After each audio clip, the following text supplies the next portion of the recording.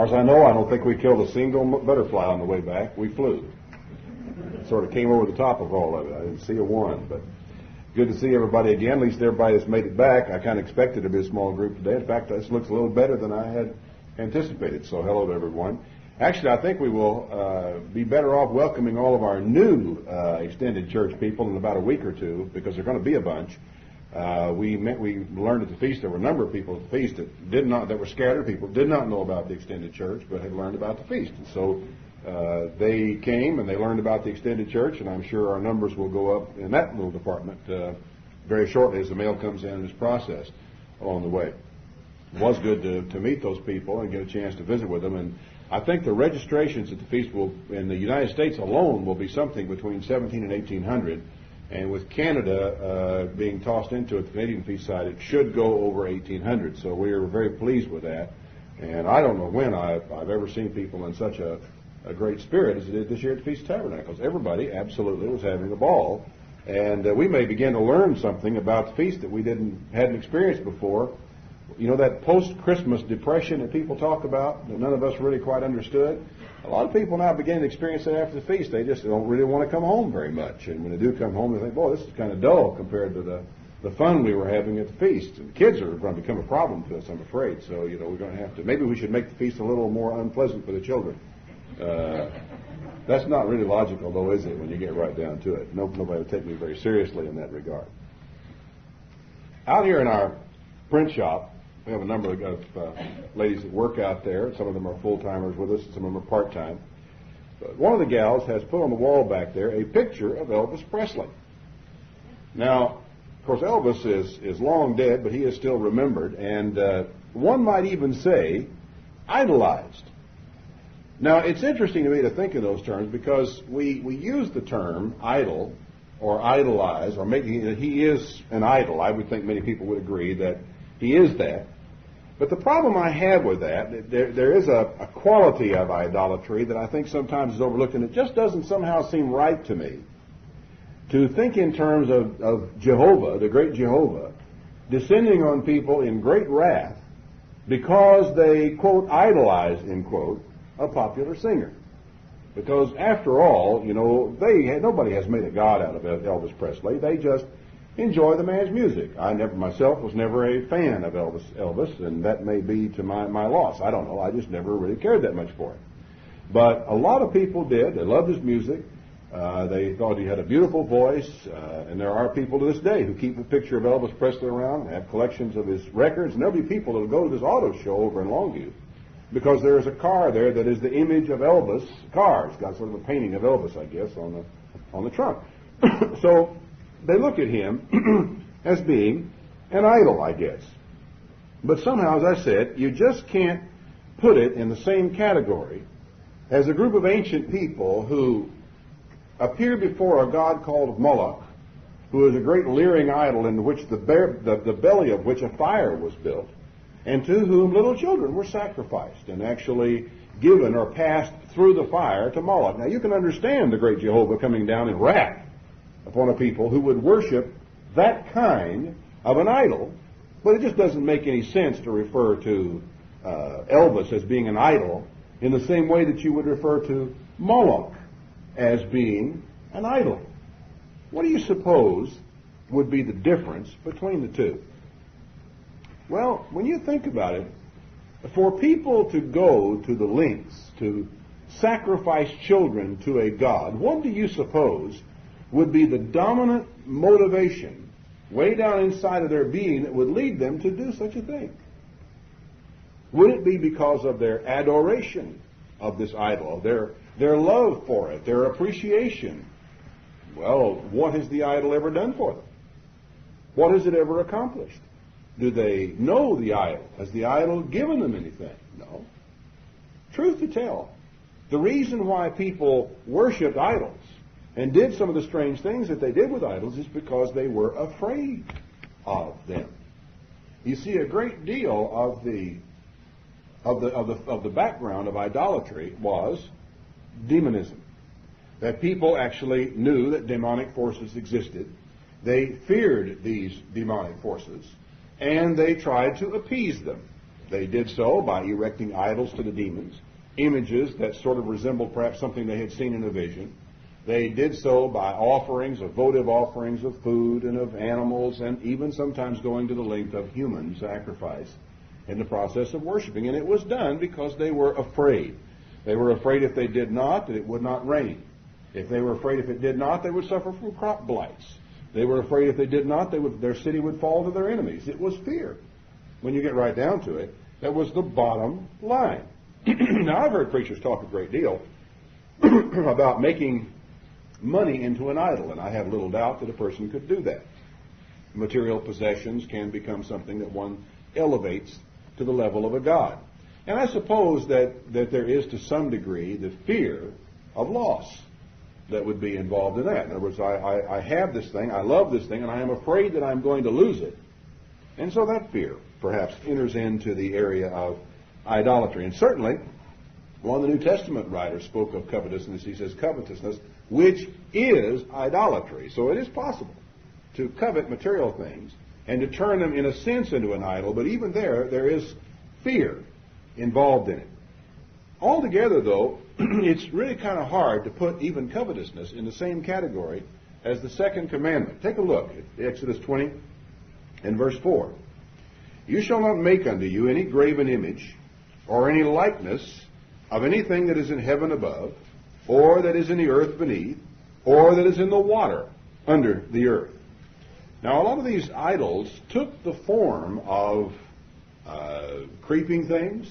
They took the form of sea life of some one sort or other, perhaps of shellfish. They took the forms of, because in for example, some of the signs of the zodiac, you have the crab, which, for example, is one of them. Then you go on to things that are above the water, and for some reason there are these interesting comparisons in the Bible. We're relatively ignorant about what it was all about, to where even the cherubim seem to have had the faces of ox and lions and different kinds of animals, and birds were actually represented in some of the things that were in the spirit world. And so whether people saw these things in spirit, saw them in vision, saw some manifestation, and then made these images to them, it's not easy to know at this late date in history. But nevertheless, this seems to have been involved in the whole thing. He says, okay, don't make them. But here is the important thing. It is not merely a matter of making the image. Or some people wonder, about images and pictures and this type of thing. He said, but the image is one thing. He goes on to say, you shall not bow down yourself to them. In other words, not worship them or humble yourself before them. You shall not serve them. For I, the Lord your God, am a jealous God, visiting the iniquity of the fathers upon the children to the third and fourth generation of them that hate me, and showing mercy unto thousands of them that love me and keep my commandments. The summation of what is being said here is, there is absolutely no reason for you to bow yourself down as though you feared these idols, as though you were afraid of them, because you see a basic element in worship is fear. It's a basic, fundamental part of the worshipful attitude. Now, we may want to call it awe, we may want to call it respect, but neither word quite encompasses the word fear. Now, the normal fear that I might have of getting hurt walking through a dark place at night is one kind of fear. The fear that I might lose some money in a business transaction is another kind of fear. There are different kinds of fear. There are different levels of fear. But let's not just tippy-toe too much around it. There is a fear of God. And what God says in this commandment is, it is me that you should fear, not that idol. There's no need for you to bow yourself down to it because you fear it. There's no reason to serve it because you're afraid of what it will do to you. Fear me, because I'm the one that visits the iniquity of the fathers, to the fathers upon the children, to the third and fourth generation of people that hate me. The idol can't do that to you. I can. If you're going to fear somebody, be afraid of me.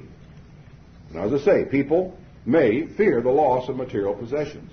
But nobody was afraid of Elvis.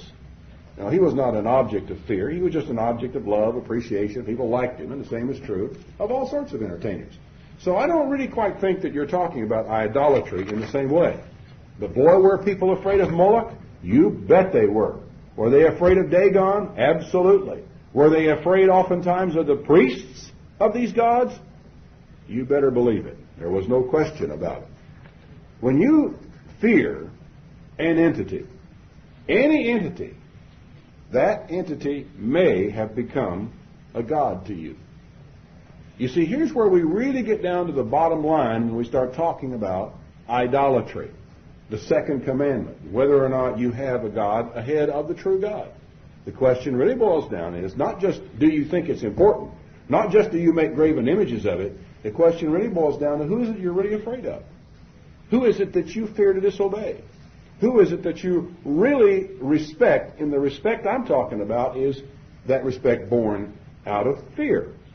Now, if you'll turn back with me to 2 Kings, I'd like to show you and illustrate this for you. 2 Kings chapter 17. Now, this is a very interesting little passage of Scripture, and one that you might want to take some time to study its historical context sometime. Because Israel has, at long last, been carried off into captivity. But the king of Babylon, because the land that he has captured over here is valuable, he doesn't want it to go to seed and to rack and ruin. He decides that, because, although the Israelites have all been carried out of there, he needs to put some people in there. So he goes out, we're told, in verse 24, the king of Assyria, actually not Babylon, brought men from Babylon and from Cutha, from Ava, from Hamath, and from Sepharvaim, and he placed them in the cities of Samaria instead of the children of Israel. They possessed Samaria, and they dwelt in the cities thereof. So the people living there are not Israelites anymore. They are Babylonian types. So it was at the beginning of their dwelling there that they did not fear the Lord. They weren't afraid of him. They just did as they pleased, I guess. And therefore the Lord sent lions among them that slew some of them. I guess it was his motive to instill a little bit of fear in them, since they didn't have any. So they spoke to the king of Assyria, saying, the nations which you have removed and placed in the cities of Samaria, they do not know the manner of the God of the land. Therefore he has sent lions among them, and they're killing them, because they don't know the manner of the God of the land. So the king of Assyria commanded and said, I want you to take back there one of the priests that you brought from there. Let the priest go back and let him teach them the manner of the God of the land. So they realize that there's a God in this land here, and he has a manner, he has a way, and we're going to have to teach these people what that way is, because they better fear that God. Then one of the priests they'd carried away from Samaria came. And he dwelt at Bethel, and he taught them how they should fear the Lord. The problem was that every nation made gods of their own, and they put them in the houses of the high places, which the Samaritans had made. And this is the origin of that body of people that still live down in that area, by the way, called Samaritans. They had made every nation in their cities wherein they dwelt. And the men of Babylon made Succoth-Benoth, and the men of Cuth made Nergal, the men of Hamath made Ashima. These are all the names of the gods they were making, based upon where they had come from. The Avites made Nibhaz their god, and Tartak, and the Sepharvites burnt their children in fire to Adramelech, another way of saying Moloch, his full name, Adramelech, and Anamelech, the gods of Sepharvaim. So this is interesting. They feared the Lord, and the word there is Jehovah. They feared Yahweh, and made to themselves of the lowest of them priests of the high places, which sacrificed for them in the houses of the high places. They feared the Lord and served their own gods after the manner of the nations whom they carried away from hence. So they feared God, all right. They feared Yahweh, they feared Jehovah, and they also served their own gods, side by side. Two different gods, accepting and receiving fear from people. How did it work? How did it come along? Well, actually, the writer says, unto this day they do after the former matters. They don't really fear the Lord. And it's a peculiar thing about that. That when you have been able to elevate the fear of some entity right alongside and equal with the fear of God, the biblical writers say they did not fear God. They did not really fear him. Neither did they do after the statutes or after their ordinances or after the law and the commandment that the Lord commanded Jacob, whom he named Israel, whom the Lord had made a covenant with, and charged them, saying, you shall not fear other gods, nor bow yourselves down to them, nor serve them, nor sacrifice to them, because all of this is oriented in fear of those gods. You shall fear the Lord, who brought you up out of the land of Egypt with great power and a stretched out arm. Him shall you fear, him shall you worship, and to him shall you do sacrifices. That's clean, clear, plain to understand. The statutes and the ordinances and the law and the commandment which he wrote for you, you shall observe to do forevermore, and you shall not fear other gods. Fear. Now, we talk about worship and so forth. Well, one of the things that God puts in as a fundamental part of the worship is fear. Now, that makes a lot of people uncomfortable. One fellow said, can't worship a God I've got to fear. I don't know where he's been reading his Bible, but if you read the Bible, Old Testament, New Testament, there's one theme that runs through the whole thing. God is greatly to be feared. Not that you have to live in terror of him, not that you think he's looking for a way to hurt you, but the realization that God Almighty is an awesome God, a fearsome God, of enormous power, and he has a way of life that he expects you to live, and if you don't live it, you're going to get into trouble. And he's taken a whole bunch of trouble himself to try to explain that way to you, so that you will know what it is. Don't fear other gods. Fear him. The covenant I have made with you, you shall not forget. Neither shall you fear other gods. But the Lord your God shall you fear. He will deliver you out of the hand of your enemies. But they wouldn't listen. They kept on doing after their former manner. So these nations feared Jehovah and served their graven images, both they and their children's children, as their fathers did, so do they to this day. Now, the Bible, as I said, is very explicit about fearing God. And the word means fear. It doesn't mean something else. We speak of, to this day, of God-fearing people. When we say they're God-fearing people, we mean they're upright, they're righteous people, they're good people, they lead an orderly and a good life. That's what we mean, isn't it, when we say God-fearing people, good old God-fearing people. The fear of God, we're told in the Bible, is clean. We're told it's the beginning of understanding. We're told that the fear of the Lord is the beginning of wisdom. All these things are taught to us, as I said again, both Old Testament and New Testament. It's the dominant element in the worship of God. Now, some religions have allowed a rather curious phenomenon to take place. One of the first illustrations of it was back in Samaria, where they allowed some other entity other than God to become an object of fear. But even in modern times, and coming on down to the generations to our day, the fear of the institution and its leaders in some situation has risen to where it's on a par with or greater than the fear of God.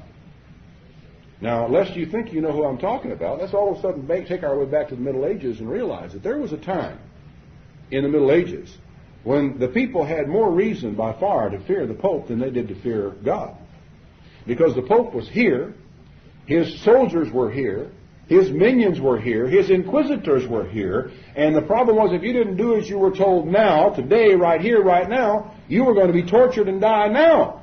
God might someday do something to you. He, on the other hand, might be merciful to you, but there was one thing you were certain of, that the Pope and his minions were not going to be, not now, not today. And so the fear of the Pope became far greater among people who worshipped in the Catholic Church than was the fear of God. The fact is that during that period of time when the people feared him more than they feared God, he sat in the place of God. The language is familiar, isn't it? It comes straight out of the Bible, where it speaks of one who is to come, who will sit in the place of God, showing him so forth that he is God. What would be the evidence of that? Well, in the Pope's case, in the Middle Ages, it is far less so today. It is not really a big factor right now. But there have been times in the Catholic Church when he was very God to those people because he was the one they feared. And they had to fear him because, as I said, he was present, and a very present fear. I'm told that the followers of Jim Jones were terrified by the man, that they feared him enormously. Now, I don't have any question that it was that way to begin with. I don't think they were a Christian church of sorts. They were Bible-believing. The Bible was taught. But over a period of time, as the man began to assume more and more domination of the church and became more and more personally feared in the church, he was able to throw the Bible down on the floor in church and say, I spit on the Bible. And the people followed him. They followed him all the way to Guyana and all the way to death because they feared him. Now, as I said, it is a curious phenomenon how religions have allowed the fear of institutions and the fear of leadership to come right up on a par with the fear of God. In fact, almost any authoritarian church creates a fear of the church and its leaders. Think about it. How can you have any kind of an authoritarian church structure, be it the Roman Catholic Church, be it the Worldwide Church of God, be it, let's say, and the Worldwide Church of God is very different from Jim Jones' organization. I'm not even making a comparison there, except in the area of authoritarianism. Any authoritarian church must of necessity create some degree of fear of the authority in the church among the membership of the church in order for the authority to mean anything. Right? Well, what value is my authority if I stand up here and I tell you to do something that you don't want to do, and that you can't really find any command from the Bible to do it, and you're not afraid of me? You know, I'd be like somebody talking to the wind. I'd be patting the breeze up here. I mean, I can persuade you, but unless somehow I can appeal to your fear of God, then my authority isn't worth a dime to you. Or, if I can appeal to the fear of the church, if I can take something away from you that is important to you, your friends, if I can cut you off from your family, that is something to be feared, isn't it? I mean, that is a very real thing in people's lives. It happened in the Roman Catholic Church in the Middle Ages. The Pope could, if he excommunicated you, you not only were cut off from your family and your government and your church, you might not even be able to buy food. It could be that bad. So people were afraid, greatly afraid. It is true in any authoritarian church. It is only a matter of degree and in the way the authority is maintained. It is maintained by fear. Now, it's very easy to confuse, then, the fear of God with the fear of the church, isn't it? In other words, here they are, they begin to meld together, and in the first place, the church talks about the fear of God, and God's commandments and God's laws, and says you should obey God, and they point you to God. But then in the process of time, because you're not doing real good at obeying God, somebody decides in his mind, well, I think we would be more effective in getting these people to obey God if we could put a little pressure on them. And so we began to try to put pressure on them one way or another with little sanctions, like you might not be allowed to attend church. You could be, we suspend a couple of people from attending church because of this or that piece of conduct. And everybody sort of, gets a little bit scared and sort of keeps their head down a little bit and says, well, I'd better behave myself because of what happened to these two over here. And then in the process of time, sermons are given to back that up. The threat is implied occasionally that further action could be taken. And then somebody else is put out of the church. Then somebody is named publicly. And oh my, as hard as it is on the person, it's not the person that's being named that's important to the person who's doing the marking. It's all you folks who are still here that are the object of the marking. For you sit there and you relate to what happened to that other person, and you can visualize yourself in that position, and you say, well, I'd better not do what he did. Okay? The fear, then, of the church, of the ministry, of the organization, begins to become intermingled with and confused with the fear of God. For indeed, who do you really have to fear if you are a thief? Shouldn't you fear God if you're a thief? Shouldn't you be afraid shouldn't you go home at night and say, well, nobody knows I got it. But God knows. God knows. And God will not ignore the fact that I stole this thing. He will not ignore it. God in heaven knows it. God in heaven has promised to chastise me for it. I mean, that fear of God should be there, shouldn't it? I'm sure we all want to do right, but human beings oftentimes want to do right because they don't like the results of doing wrong. It's our fear of God oftentimes. The Bible says, through the fear of the eternal, men depart from evil. It's true. It's true. You don't just start out with a love of God's the reason you're going to do all these wonderful good things. The first way your attention is gotten is to the fear of God. I don't want to get hurt. I don't want to go through a great tribulation. I don't want to be left out of God's kingdom. I don't want to, have to go to man's jail. God says if you don't make your peace even with man's government, you're going to go to prison and you won't come out until you pay the uttermost farthing. So I would say fearing God, but it's so easy to let the fear of organizations and institutions get mingled in with the fear of God. Now, what then happens when the fear of man weakens or becomes corrupt, is seen for what it is, and is rejected by the person who was formerly held in fear with it? Well, it is thrown out. But you notice something? These things are all together. And when I throw out the fear of man, oftentimes the fear of God goes right out with it. So easy. Because you see, they're all together. I think sometimes we are like the little child who had been told about Santa Claus for so many years that when he finally found out there was no Santa Claus, he said, I'm going to look into this Jesus Christ business too. Because he'd been told about that by his parents. He said, if they'll lie to me about one thing, they'd lie to me about something else. You know, Paul discusses the roots of this corruption back in the 3rd chapter of Romans, and I want you to look at it because it's rather interesting in the way he develops the theme. Romans, the 3rd chapter, and we begin in verse 1.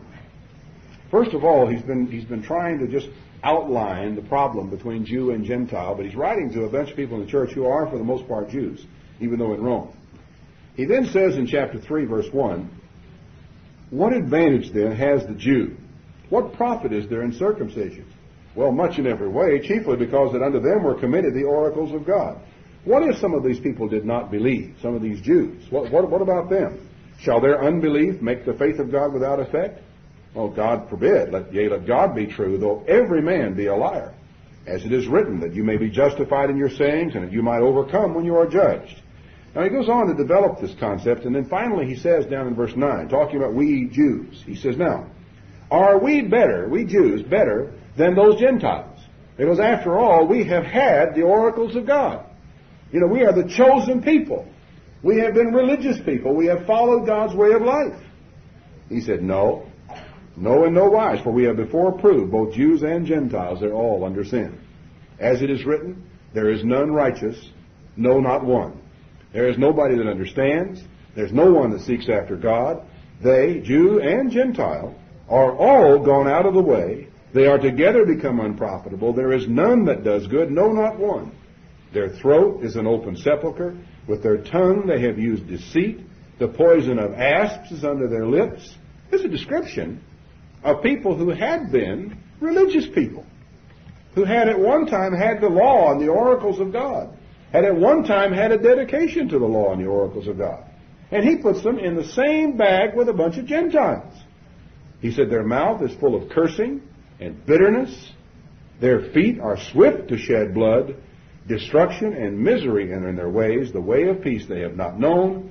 There is no fear of God before their eyes. You know, I read that and I thought to myself, there, you know, is one of the most profound and clear statements you'll ever read about why people go away from God. They lose their fear of God. It's just as simple as that. There was a time in our lives when we really did fear God. And that fear of God led us to live in a different style from what we might now, today, live. But in the process of time, sometimes that fear of God fades. It sort of begins to become less important to us. It kind of drifts off in the background. For those of us who, as I said, were a part of an authoritarian religion, I can sort of see how it takes place for us. But we're not the only ones it happens with.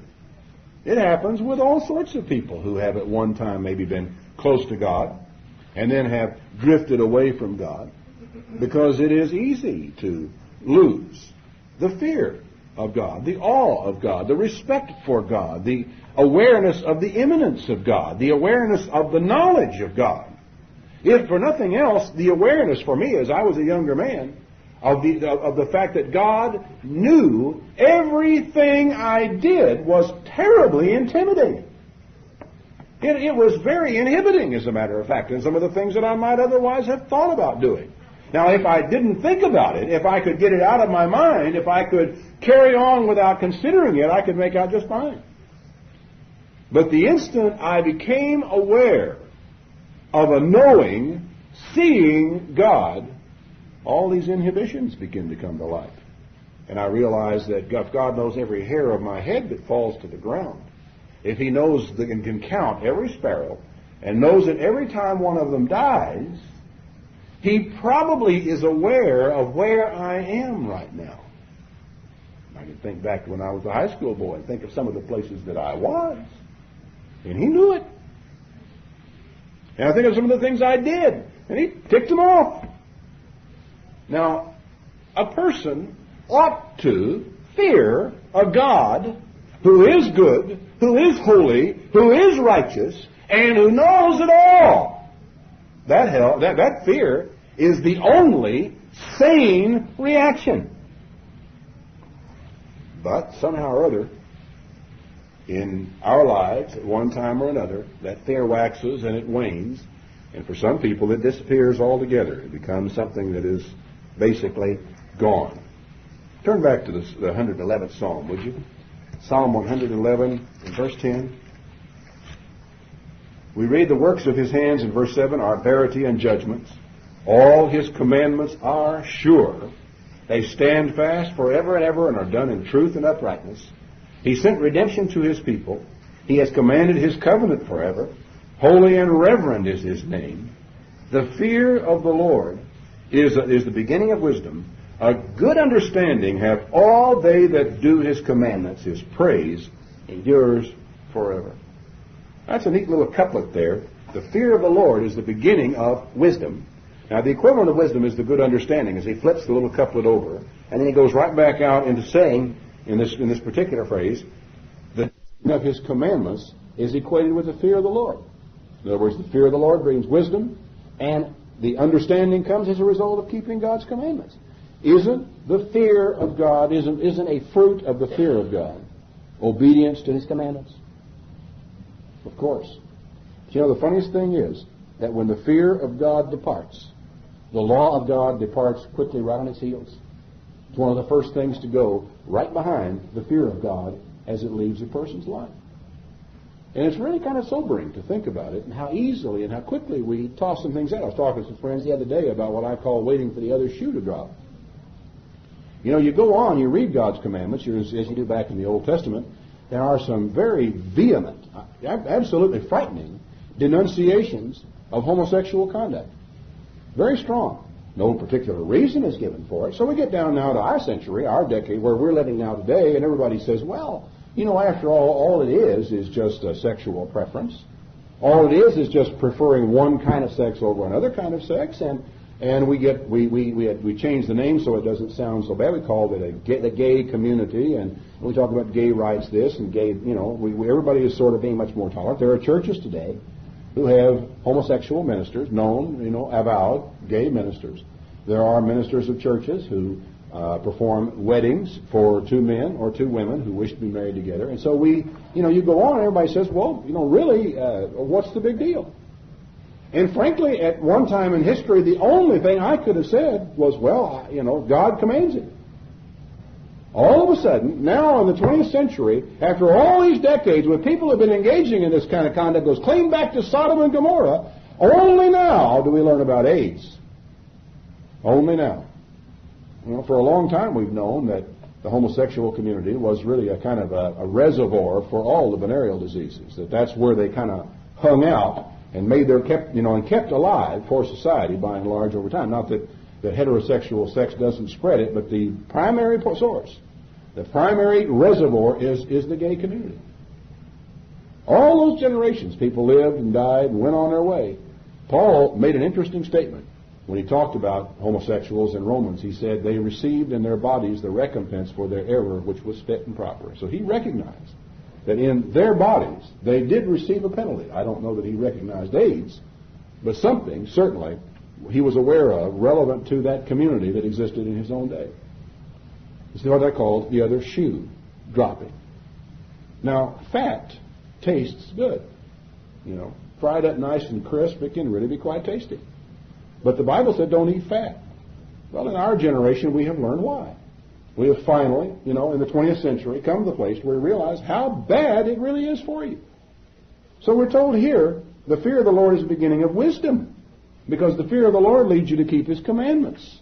And elsewhere it tells us that the commandments are a tree of life. They actually give you life. They keep you alive. He told the Israelites back when he first gave them to them, he said, I wish there were such a heart in these people, that they would fear me and keep my commandments always, that it might be well with them and with their children forever. So nowadays, we say, I don't see any harm in it. Many things that you might say that I'd say, I don't either. But I got this problem. I have this little fear in the back of my mind that says, when is the other shoe going to drop on this one? I've seen it, another shoe. I may not have seen the end of it yet, as far as AIDS is concerned. I've seen it in that area. And I wonder where else those things are going to fall out in our lives along the way. The fear of God is the beginning of wisdom, an important concept to understand. Turn back with me, if you would, to Jeremiah, the 2nd chapter. Jeremiah chapter 2.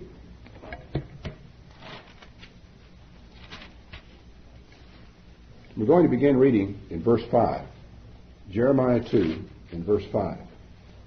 Thus saith the Lord, what iniquity have your fathers found in me, that they've gone far from me, and have walked after vanity, and have become vain? Just exactly, here I am. Just tell me, what is it that I have done? Where is my mistake? Who have I hurt here that you have done this? They don't say, where is the Lord that brought us up out of the land of Egypt, that led us through the wilderness, through a land of deserts and pits, through a land of drought and the shadow of death, through a land that no man passed through, and where no man dwelt. I brought you into a plentiful country to eat the fruit thereof, and the goodness thereof. But when you entered, you defiled my land. You made my heritage an abomination. The priest didn't say, where is the Lord? They that handle the law didn't even know me. The pastors transgressed against me, and the prophets prophesied by Baal and walked after things that don't even profit. One of the sobering things I can read here is the fact that the ministry, God's ministry at that time, was actually responsible for leading the people into disobedience of God. He said, I will plead with you, saith the Lord, and with your children's children will I plead.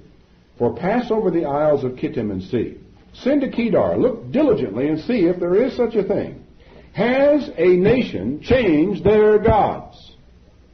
This is one of the most astonishing indictments that you will ever read of a people. For whenever you go to the South Sea Islands, and look up and see what gods are worshipped there, you'll find their gods, and you'll find that those gods have been observed from time immemorial. The people don't know a time when they did not worship those gods.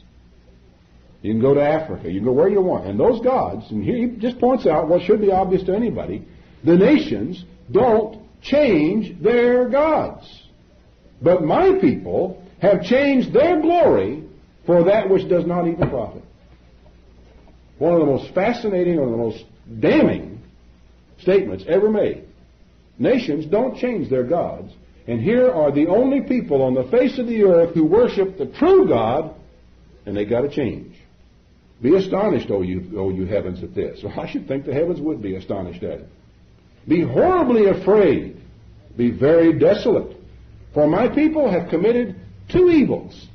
They have forsaken me, the fountain of living waters, and they have cut them out cisterns, and by that he means other gods, broken cisterns that can hold no water.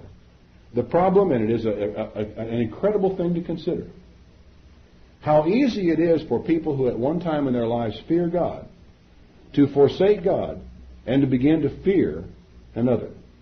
That's essentially what he's talking about. Here I was. They had good reason to fear me. They also had good reason to love me, for I was able to kill them and make them alive. I was able to give them good crops and take them away. The gods they served couldn't do that. But they don't forsake those gods. They walked away from me. Is Israel a servant? Is he a homeborn slave? Why is he spoiled? The young lions roared upon him and yelled, and they made his land waste, and his cities are burned and without inhabitant. Also the children of Naph and Tahpanhes have broken the crown of your head. Have you not procured this unto yourself, in that you have forsaken the Lord your God when he led you by the way? And now what are you doing in the way of Egypt? What are you doing to drink the waters of Sihor? What are you doing in the way of Assyria to drink the waters of the river? What are you doing partaking of these other gods? That's what he means by this drinking of the waters of these other places. Your own wickedness will correct you. Your backslidings will reprove you. Know therefore and see, it is an evil thing and bitter that you have forsaken the Lord your God, and that my fear is not in you. Does that frighten you to read that? I mean, to hear that and to even contemplate the possibility? He said, this is God's reaction. This is God's reaction. He says it is an evil and a bitter thing that you have forsaken Jehovah your God, and that my fear is not in you. Now, I realize I'm not talking to folks who don't fear God, because you do. But I thought it was kind of sobering to consider all the people that I have known in my lifetime who used to fear God and who don't anymore. Really don't. And I have to even realize that in my own life, There have been times that I have feared God more, and there have been times that I have feared God less. That it is not something that's always here. And I think in terms of the easy confusion that can exist between fearing God and fearing somebody else. Fearing God and fearing the community. Fearing God and fearing what other people might say about you. The confusion of fear and who it is that you fear. For the fear of God is clean. We're told in the Bible that it's not something that you have to worry about, for the fear of God leads you to straighten out your life. Jeremiah 32, beginning in verse 32. 32:32, he says, because of all the evil of the children of Israel and the children of Judah, which they have done to provoke me to anger, they, their kings, their princes, their priests, their prophets, the men of Judah, and the inhabitants of Jerusalem, all of them, top to bottom, all the leadership, the religious leadership, the civil leadership, the whole works, they have turned to me the back and not the face, though I taught them, rising up early and teaching them, but they haven't listened to receive instruction. They set their abominations in the house which is called by my name. They moved idols that they were afraid of right into the temple of God. They built the high places of Baal, the sun god, which is in the valley of the son of Hinnom, because they were afraid of the sun god. They caused their daughters and their sons to pass through the fire to Moloch because they were afraid of Moloch. I didn't command them to do these things. It never came into my mind that they should do this abomination to cause Judah to sin. Now therefore, thus saith the Lord, the God of Israel, concerning this city, whereof you say, it will be delivered into the hand of Babylon by the sword, by the famine, the pestilence. And by this time, Jeremiah had basically cut off all their options. He said, the best you can hope for, people, is to surrender to the Chaldeans and go into slavery. Behold, I will gather them out of all countries where I have driven them, God says, in the end time. I will bring them in my fury, in my great wrath. I will bring them again to this place, and I will cause them to dwell safely, and they shall be my people, and I will be their God. I will give them one heart. I will give them one way. What does that mean? Well, one way of worship, one way of obedience, one way of fearing me, that they may fear me forever for the good of them and for their children after them. I'll make an everlasting covenant with them that I will not turn away from them to do them good, but I will put my fear in their hearts that they'll not depart from me anymore. Now, how's God going to do that? Do you have any idea of how God would go about putting his fear in someone's heart? Well, turn back to Isaiah chapter 2. And we'll see exactly how it's going to be done, because sometimes I think people don't understand what it is that God is doing at the very end time. You know, we talk about the day of the Lord. We talk about the great tribulation. We talk about the horrible things to come to pass upon the face of this earth. What's it happening for? Is it just because God's mad? That, as I think it was Playboy magazine or Penthouse, one of them was that when they were quoting an interview with Mr. Ted Armstrong they had way back when, they said, well, the good news is that Jesus Christ is coming soon. The bad news is he's ticked off. But that is what they said. But the idea that what God is doing here when he comes back, is that just because he's angry and just because he's mad? Is he just getting even? Read what it says here now in Isaiah the 2nd chapter, beginning in verse 6. Therefore you have forsaken your people, the house of Jacob, because they are replenished from the east and are soothsayers, like the Philistines, and they please themselves, or rather they abound, with the children of strangers. In other words, they got all kinds of illegitimate children wandering around the streets. Their land is full of silver and gold. There isn't any end of their treasures. Their land is full of horses. Neither is there any end of their chariots. Their land also is full of idols. Things that they were afraid of. Actually, they're idols. They worship the work of their own hands, which their own fingers have made. The mean man bows down. The great man humbles himself before these idols. Therefore, forgive them not. Enter into the rock. Hide you in the dust. For fear of the Lord and for the glory of his majesty.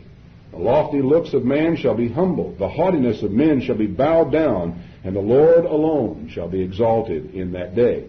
For the day of the Lord of hosts shall be upon every one that is proud and lofty. And what is really amazing is, the implication of the verse is that the only time they ever experience any humility is before an idol. It's the only time they bow themselves down and humble themselves is to an idol that they fear. When it comes to God, they are arrogant, haughty. The day of the Lord of hosts is upon everyone that is proud and lofty, upon everyone that is lifted up, and he's going to be brought low, upon all the cedars of Lebanon that are high and lifted up, upon all the oaks of Bashan, upon all the high mountains, upon all the hills that are lifted up, every high tower, every fenced wall. The loftiness of man, verse 17, shall be bowed down, the haughtiness of man shall be made low, the Lord alone shall be exalted in that day, and the idols he shall utterly abolish. They shall go into the holes of the rocks and the caves of the earth for fear of the Lord and for the glory of his majesty, when he arises to shake terribly the earth. In that day a man shall cast his idols of silver and his idols of gold which they made, each one for himself to worship, to the moles and the bats, because they're not doing him any good anymore. They have finally found something that they can fear more than they fear their silver and their gold idols. Finally, at long last. They're going to throw them there to go into the clefts of the rocks, to the tops of the ragged rocks, for the fear of the Lord and for the glory of his majesty, when he rises to shake terribly the earth. Cease you from man whose breath in his nostrils, for wherein is he to be accounted of? You know, is man to be feared? Is there anything to really concern yourself about human beings? You think you can be afraid of man? Hey, the time will come when God arises to shake terribly the earth. You will find that there is something on the face of this earth to fear more than any men, any organizations of men, any instruments of men, any entities created by men, or anything else. It will come. So when you think in terms of it this way, you begin to understand that God will be feared.